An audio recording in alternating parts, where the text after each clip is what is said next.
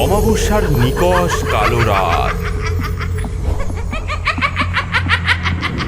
এই নিস্তব্ধতা ভেঙে খান খান করে বাগানের এক প্রান্ত থেকে মটমট করে গাছের ডাল ভাঙার শব্দ ভেসে এলো। চাঁদের আবছা আলোয় দেখা গেল এক লম্বা, শীর্ণ এবং ফ্যাকাশে ছায়া মূর্তি। চোখ দুটো যেন দুটো জ্বলন্ত অঙ্গার। এই হলো মাছখেকো খ্যাপাটে শাকচুন্নি। দূর ছাই, আগের বাগানটার মানুষগুলো বড্ড চালাক হয়ে গিয়েছিল। কথায় কথায় মন্ত্র পড়া শুরু করেছিল। উফ, একটু শান্তিতে যে মাছ ভাজা খাবো তারও জো নেই। এখানকার গুলো আবার কেমন কে জানে। অবশেষে বাগানের সবচেয়ে উঁচু আর পুরনো গাছটার নিচে এসে সে দাঁড়ালো। তার লম্বা নখওয়ালা আঙুলগুলো দিয়ে গাছের গাঁটা ছুতেই যেন একটা শীতল স্রোত বয়ে গেল। তার বিকট মুখে ফুটে উঠল এক শয়তানি হাসি। বাহ, এই তো চাই, একেবারে খাসমহল। কি ঠান্ডা, কি আরাম। আজ থেকে এই বাগান, এই গাছ সব আমার। আমার হুকুম ছাড়া এখানকার একটা শুকনো পাতাও মাটিতে পড়বে না। আর যে আমার হুকুম অমান্য করবে তার ঘাড় মটকে রক্ত খাবো।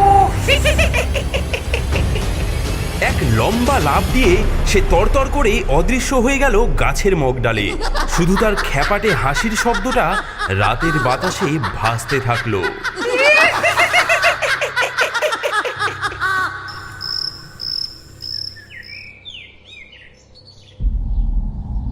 তারক, এ কেমন পচা মাছের গন্ধ রে বাবা, গা গুলিয়ে উঠছে।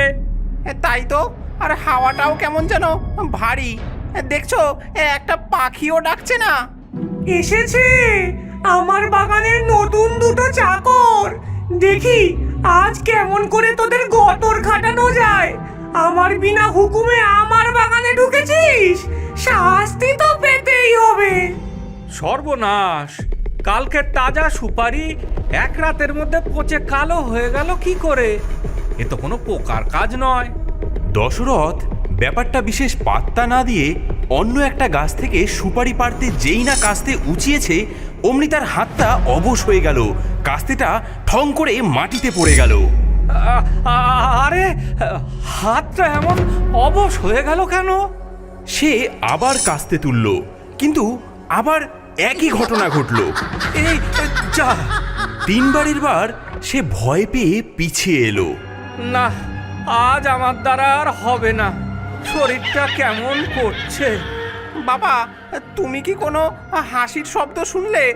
মনে হলো যেন কেউ খিলখিল করে হেসে উঠলো। কই না তো, বাজে কথা বলিস না তো। চল কাজ কর। দুপুরে কাজ করতে করতে তারকের খুব জল তেষ্টা পেল। বাবা, কি তেষ্টা পেয়েছে। জলের কলসিটা কই গেল? এখানেই তো রাখা ছিল। দেখ, ওইখানেই কোথাও, হয়তো আড়ালে পড়ে গেছে। না তো, কোথাও তো নেই। ঠিক সেই মুহূর্তে ওপর থেকে একটা ফিসফিসানি আওয়াজ ভেসে এলো, যা শুধু তারকই শুনতে পেল। তেষ্টা পেয়েছে ছোকরা, খুব পেয়েছে। যা, দুবার জল খাগে। ওই পাক মেশানো জলটাই তোদের মতো ছোট লোকদের জন্য ঠিক।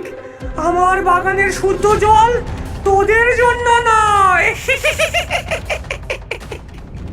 হ্যাঁ, কে কে কথা বলে? এই তারক, কি হলো রে? কার সঙ্গে কথা বলছিস? বাবা, আজ চলো বাড়ি ফিরে যাই।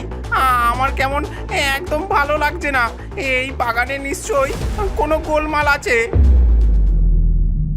সেই রাতেই শাকচুন্নিটা গাছ থেকে নামলো। তার চোখে মুখে দুষ্টুমিতে ভরা। সে দশরথ আর তারকের পরম যত্নে রাখা কাস্তে, খুরপি, দা, দড়ি সবকিছু এক জায়গায় জড়ো করলো। ওরে আমার লোভী মানুষ রে, আমার গাছের দিকে লোভ, তাই না? এই কাস্তে দিয়ে আমার গাছের সুপারি পারবি? দাঁড়া, তোদের সাধের যন্ত্র আমি এমন জায়গায় পাঠাচ্ছি যে খোঁজার জন্য পরের জন্মে আবার আসতে হবে।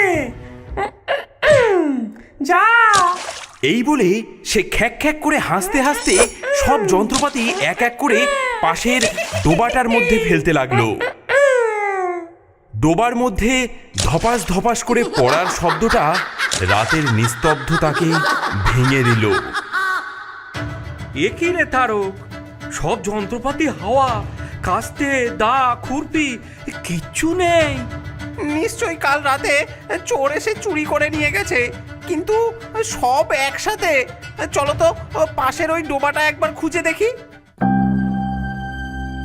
সারাদিন ধরে তারা ডোবার মধ্যে খোঁজাখুঁজি করে মাত্র একটা মরচে পড়া খুরপি খুঁজে পেল। যা, সারা দিনটাই বরবাদ হলো। দশরথ যেই না গাছে ওঠার দড়িটা হাতে নিয়েছে সে চমকে উঠল। সর্বনাশ! হে কি করেছে? দড়িটাতে যে 100টা গিঁট দিয়ে রেখেছে। এ গিট তো খোলা যাবে না বাবা, বড্ড শক্ত, আর কি বিশ্রী পচা মাছের গন্ধ বেরোচ্ছে এই দড়িটার থেকে। শাকচুন্নিটা মগ ডালে বসে পা দোলাতে দোলাতে এই দৃশ্য দেখছিল আর হাসিতে তার শরীর বেঁকে যাচ্ছিল। খোল, এবার গিট খোল। গিট খুলতে খুলতে সকাল হয়ে যাবে, তবুও একটা গিটও খুলতে পারবি না। আমাকে রাগানোর ফল এখনো তো কিছুই দেখিসনি। তারক, আমি নিশ্চিত এ কোনো সাধারণ চোরের কাজ নয়। কোনো অপদেবতা আস্থানা গেড়েছে ওই উঁচু গাছটায়। তাহলে তাহলে উপায় কি বাবা? এভাবে চলতে থাকলে তো আমরা তো না খেয়ে মরবো। উপায় আছে। প্রেতাত্মারা শুদ্ধ জিনিস সহ্য করতে পারে না। কাল সকালে আমরা গাছটার চারপাশে তুলসী গাছ পুঁতে দেব। দেখবি তুলসী গাছের গন্ধে অপদেবতা কাছেও ঘেঁষতে পারবে না। পরদিন বাবা ছেলে মিলে সেই উঁচু গাছটার চারিপাশে মাটি উঁচু করে অনেকগুলো তুলসী গাছ পুঁতে দিল। রাতের বেলা শাকচুন্নিটা গাছ থেকে নেমে এলো। তার চোখ দুটো রাগে টকটকে লাল। হ্যাঁ, ওরে বুড়ো, এই কটা শুকনো পাতা দিয়ে আমাকে ভয় দেখাবি? আমার বাড়ির উঠোনে এসব নোংরামি? আমি মাছ খেকো শাকচুন্নি, তোদের এত সাহস? হ্যাঁ, এই বলে সে এক এক করে সব তুলসী গাছ শেকড় শুদ্ধ উপড়ে ফেললো। পাতাগুলো দাঁত দিয়ে চিবিয়ে থুথু করে ফেলে দিল। কি হলো রে বুড়ো? কই তোর তুলসী? সব আমার পায়ের তলায়। শুধু তাই নয়, সে দশরথের গলার স্বর হুবহু নকল করে বিকট সুরে ভজন গাইতে লাগলো। হরে কৃষ্ণ হরে রাম, এই বাগানে আমার ধাম, তোদের এবার শেষ কাম। হরে কৃষ্ণ হরে রাম।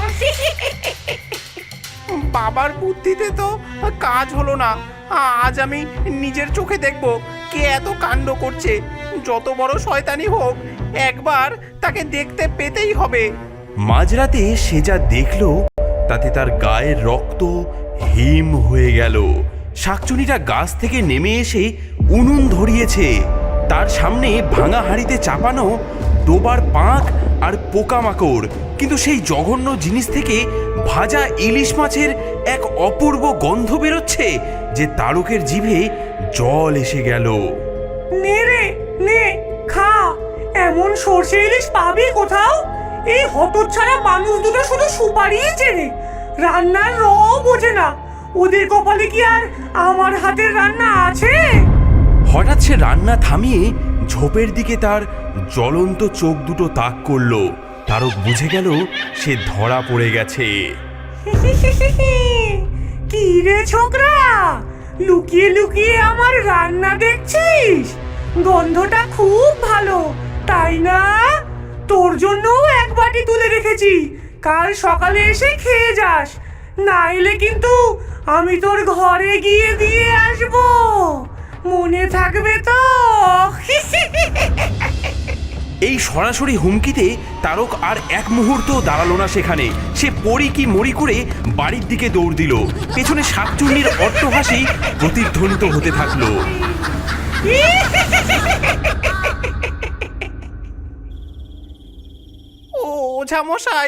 ওঝা মশাই আমাদের বাঁচান। সব কথা তো আপনাকে খুলেই বললাম। কাল রাতে তো ওটা আমার ছেলেকে মেরেই ফেলতো। ওটা একটা সাংঘাতিক চিজ। ক্যাপাটে শাকচুন্নি, দেমাক অনেক, একে সাধারণ ভূতের মন্ত্রে কাবু করা যাবে না। অন্তর! আচ্ছা, দ্বিতীয় একটা বুদ্ধি দিচ্ছি। ভূতেরা শুদ্ধ জিনিস আর তীব্র গন্ধ সহ্য করতে পারে না। তোরা আজ সন্ধ্যায় সারা বাগানে প্রচুর পরিমাণে ধুনো জ্বালবি আর কর্পূর ছড়াবি। গন্ধে সে টিকতে না পেরে নিজেই পালাবে। বমতা! সন্ধ্যা নামতেই বাবা ছেলে মিলে বাগানের কোনায় কোনায় ধুনোর আগুন দিল। কিছুক্ষণের মধ্যেই কর্পূরের তীব্র গন্ধ আর ধুনোর ধোঁয়ায় বাগানটা ঢেকে গেল। ওপর থেকে শাকচুন্নির কাশির আওয়াজ ভেসে এলো। এই এই কি বিশ্রী গন্ধ রে বাবা, আমার মাথা ধরে গেল। এই বমি পাচ্ছে আমার। এই তোদের এত বড় আসপর্দা, আমার বাড়িতে ধোঁয়া দিয়েছিস। দাঁড়া দাঁড়া, তোদের ধুনোর আমি ব্যবস্থা করছি। নে নে, এবার তোদের জিনিস তোদের কাছেই ফেরত দিচ্ছি। হঠাৎ বাগানের মধ্যে একটা ছোটখাটো ঘূর্ণিঝড় উঠল। সেই ঝড় সমস্ত জ্বলন্ত ধুনুচি আর মাটির সরাগুলোকে শূন্যে তুলে নিয়ে সোজা ছুঁড়ে মারল বাগানের শেষে থাকা তাদের ঘরের চালার দিকে। হ্যাঁ, সর্বনাশ বাবা, ওই দেখো ধুনুচিগুলো উড়ছে আর আমাদের ঘরের দিকেই আসছে। হ্যাঁ, সর্বনাশ! চালে আগুন লেগে যাবে। দৌড় দে, দৌড় দে!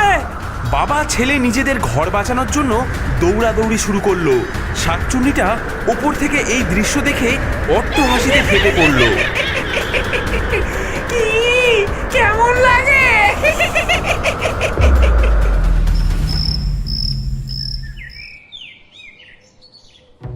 আর কোনো উপায় নেই ওঝা মশাই, আমার ঘরটাও কাল পুড়ে যেত। দুবার হারলাম আমরা। বুঝেছি, একে ভয় দেখিয়ে লাভ নেই, ওকে অপমান করতে হবে। বঙ্কাল! ওর সবচেয়ে বড় দুর্বলতা হলো ওর মাছের লোভ আর প্রচন্ড দেমাক। আমরা সেই দুর্বলতাতেই শেষ ঘা দেব। বঙ্কালি! শোন, আমি যা বলছি তাই কর।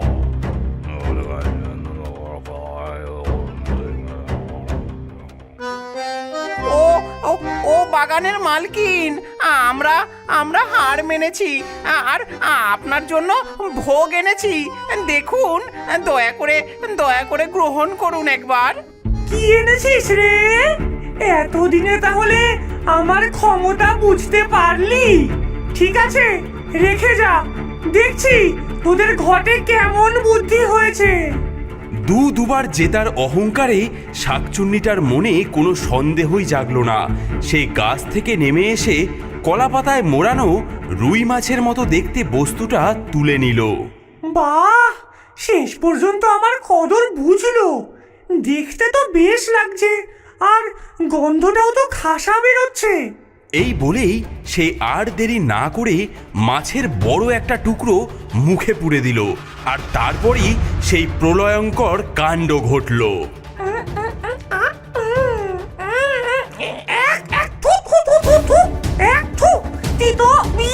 কি জঘন্য জিনিস এটা! নিম আর করলার মারাত্মক তেতো সাথে তার চোখ মুখ বিকৃত হয়ে গেল। সে পাগলের মতো মাটিতে গড়াগড়ি খেতে খেতে চিৎকার করতে লাগলো। ওরে বাবা রে, ওরে বাবা, কি খাওয়ালি রে! ওরে বাবা, মরে গেলাম গো, মরে গেলাম। ওরে বেঈমান ছোট লোক, আমার সাথে তোরা এইরকম ছলনা করলি? মাছের নামে আমাকে নিম পাতা খাওয়ালি? তোরা আমাকে অপমান করলি। আমি এই শাকচুন্নিকে, যার নামে বাঘে গরুতে এক ঘাটে জল খায়, তাকে কিনা তেতো পাতা খাওয়ালি? আমি এই অপমানের জায়গায় এক দণ্ডও থাকবো না, আমি চলে গেলাম। তার সমস্ত অহংকার, সমস্ত দেমাগ যেন এক মুহূর্তে ধুলোয় মিশে গেল। ভয় দেখিয়ে আগুন লাগিয়ে যাকে তাড়ানো যায়নি, সামান্য তেতোর স্বাদ তাকে চরম অপমান করলো। আমি যাচ্ছি, তবে তোদের এই তেতো নিম পাতা খাওয়ানোর কথা কোনোদিনও ভুলবো না। সেই থেকে সুপুরি বাগানটা শান্ত। তারক আর দশরথ বুঝেছিল সবচেয়ে বড় শয়তানেরও সবচেয়ে তুচ্ছ কোনো দুর্বলতা থাকে, শুধু সেটা খুঁজে বার করার মতো বুদ্ধি আর সাহস থাকলেই চলে।